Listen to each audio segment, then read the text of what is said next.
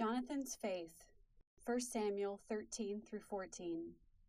The Philistines camped by the mountain pass of Michmash. Between the passes there were two sharp crags. The Philistines knew how to make iron, but the Israelites didn't. So the Philistines would not let the Israelites have a blacksmith who could work iron, for they did not want the Israelites to make swords and spears out of their farm tools.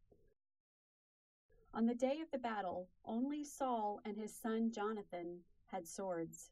Jonathan said to his armor-bearer, "Let us cross over to the Philistine camp. Perhaps God will work for us. For it doesn't matter to God if we are a big army or just two people." But Jonathan did not tell his father Saul what he was doing.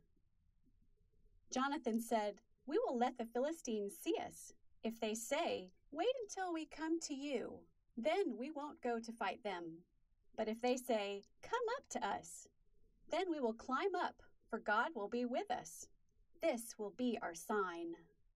So Jonathan and his armor-bearer stood where the Philistines could see them.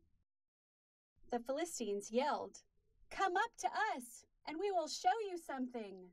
Jonathan said, "Follow me. God has given them into the hands of Israel." So Jonathan climbed up, and he and his armor-bearer killed 20 men. Then there was an earthquake in the enemy's camp. As Saul's watchmen looked on, the Philistine raiders fled, fighting each other.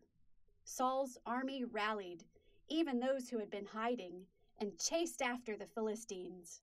There was a great battle.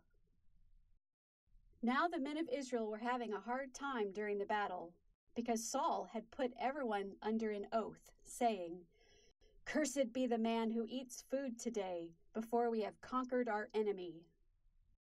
But Jonathan had not heard his father. He ran through the forest, and when he saw honey on the ground, he dipped his staff in a honeycomb and ate, and was refreshed. Then one of the men told him about his father's order.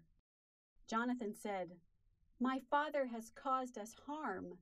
See how much stronger I am with just a little honey. If our men had been allowed to eat, they could have had a major victory instead of a small one." At the end of the day, sheep and oxen and calves were slain, and the hungry people did not bleed them properly, but ate them with the blood. This was a sin, for blood is not to be eaten. Then Saul built an altar to God and asked God, "Shall I chase the Philistines more? Will you give them to us?" But God did not answer them on that day, so they cast lots to see who was to blame, and the lot fell on Jonathan. Saul decided that Jonathan must die as punishment for eating. The people said, "Must Jonathan die after God used him to bring this great victory to Israel? Far from it. He has worked with God this day." So the people rescued Jonathan, and he did not die.